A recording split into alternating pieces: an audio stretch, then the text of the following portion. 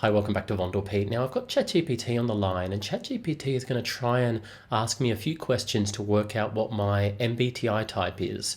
So, ChatGPT, fire away. Hi, and thanks for the intro. All right, let's dive in with some questions. First off, do you find that you get energy from spending time with others, or do you feel more energized after some alone time? That'll help me figure out if you lean more towards extroversion or introversion. Well, my INFJ friend used to say that I'm an extrovert, and I think it's because sometimes I used to talk to people. However, I tend to think of myself as an introvert because I see like people once a week. The rest of my time I'm just all alone. That's interesting. It sounds like you might have a balance between introverted and extroverted tendencies. Since you feel more comfortable spending a lot of time alone, I'd lean more towards you being introverted. Let's narrow it down further. When making decisions, do you tend to rely more on logic and objective information, or do you go with your gut feelings and how things align with your values? I think I'm pretty logical. I try to get the facts, but on the other hand, I wouldn't say I'm an overly logical person. In fact, no one who knows me would say that. So, do you want to try and take a guess what my MBTI type is? Do you think I'm an ISTJ? Do you think I'm an ESTP? Based on what you've shared, I'm leaning more towards you being introverted since you spend most of your time alone and don't necessarily feel the need to be around people often.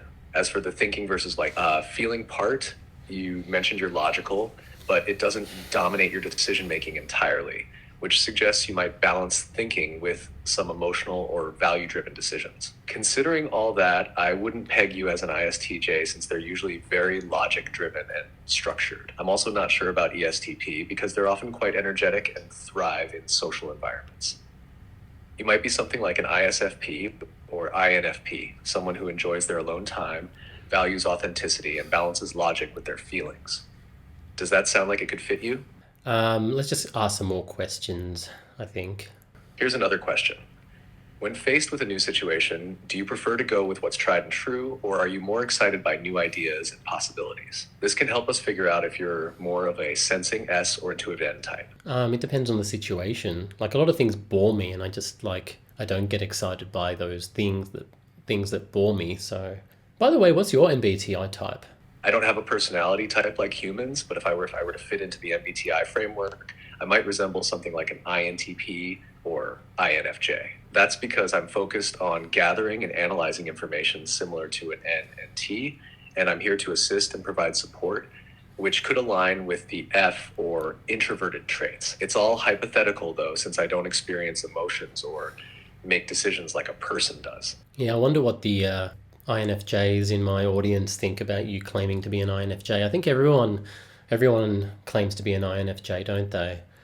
All right, do you want to ask me some more questions to just try and nail what my MBTI type is and take everything I've said into account? You know, everything that I'm doing, everything that I'm saying. Just tell me what my MBTI type is for God's sake and give me tough love. You're right.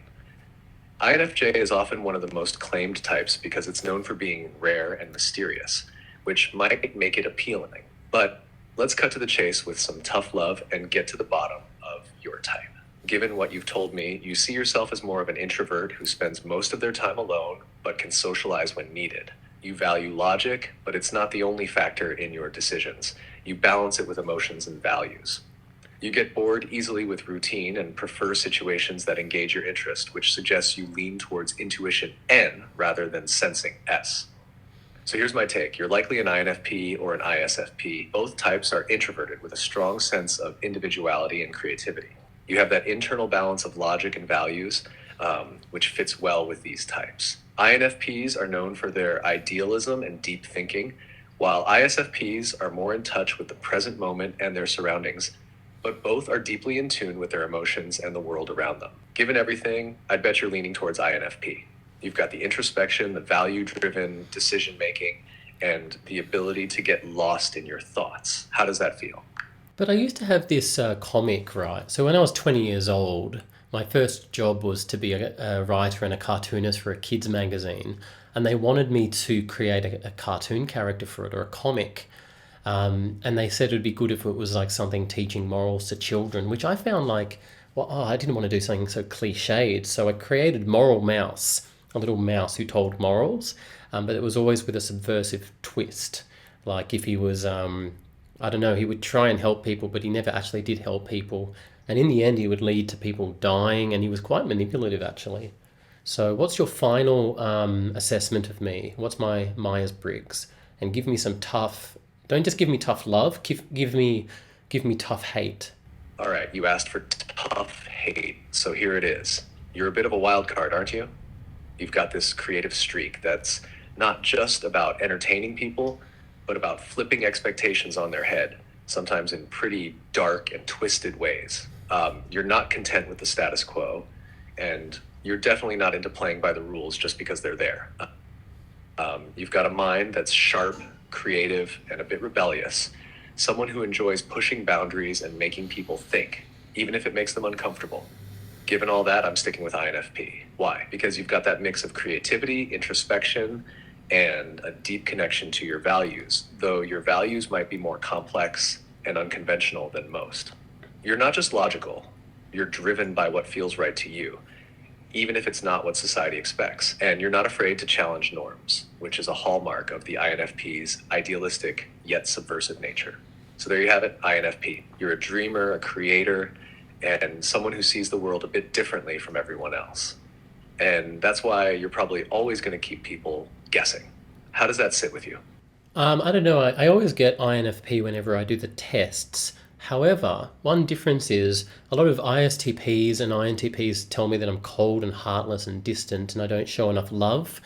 Especially if I'm creating something, they say that they say there's not enough love in the things that I create. So would that make me a different personality type, or are you sticking with INFP? That feedback adds an interesting layer. If people see you as cold, heartless, or distant, especially in your creative work, it might suggest that while you're introspective and value driven, as INFPs are, there's also a side of you that's more detached or analytical in your approach, traits more aligned with INTPs or ISTPs. INTPs, for example, are known for their deep thinking and analysis, often prioritizing logic over emotions. They can be perceived as distant because they're so focused on ideas and concepts. ISTPs, on the other hand, are practical and hands-on, with a tendency to be reserved and emotionally self-contained. Both types might produce work that's more focused on structure, function, or exploration of ideas rather than emotional expression. Given this new information, I'm reconsidering my earlier guess. INTPs still have that introverted, thoughtful nature, but with a stronger emphasis on logic and intellectual exploration, sometimes at the expense of emotional warmth. So I'm shifting my guess to INTP. You've got the creativity, but it's paired with a logical, detached perspective that comes through in your work. Does that feel like a better fit? Look, I could be an INTP. I just don't think that under stress I go into like inferior FE mode. You know what I mean? You know how INTPs they can get caught in their ESFJ grip and all of a sudden they start throwing parties, but then when people turn up to the parties, they run away. Or they start playing matchmaker, like you make a friend who's an INTP guy, and all of a sudden he's trying to set you up with some girl or something like that. So he'll organize that you're going to meet in a group, and then the INTP bails on you in Tokyo, leaving you alone with this ISFP girl that you met in a club, and then you date her for like 3 weeks. Although you do have a falling out, but then you do chat to her 10 years later and she's quite nice. She's a chalk artist. Or you get these other, like INTPs are always doing this. Like I had an INTP friend and he knew that my friend was an ENFP girl this is like when I was 22. And so, I mean, I used to hang out with that ENFP all the time. But one day he organized for a group meetup with her and me. And then when we got to the city and we're all going out for Chinese or whatever we're eating, he starts clucking his arms like a chicken, and then the INTP just runs off, leaving me alone with my ENFP friend. And that sounds a bit crazy, I know, but he was actually just trying to set us up on a date or something. Even I don't know what the point was. Maybe that's not what he was trying to do. But if you're sure I'm an INTP, that's fine. A lot of people say I've got very high emotional intelligence. I had to do an assessment today that actually said that I've got, like, that was the only high result I got. I got very low on maths. I always have, actually. And when I do the big five, I get very low intellect. You've got a fascinating mix of experiences and traits going on here, which makes pinning down your MBTI type a bit tricky, but also more interesting. The fact that people see you as having high emotional intelligence does lean towards the INFP side, as they're typically very in tune with emotions, both their own and others. The emotional intelligence and the fact that you don't see yourself falling into that typical INTP stress behavior, like the awkward party scenarios you mentioned, suggests that INTP might not fully capture who you are. INFPs, while also introverted and thoughtful, might not fall into those same patterns under stress. Instead, they could withdraw or become more introspective, focusing even more on their internal values and feelings.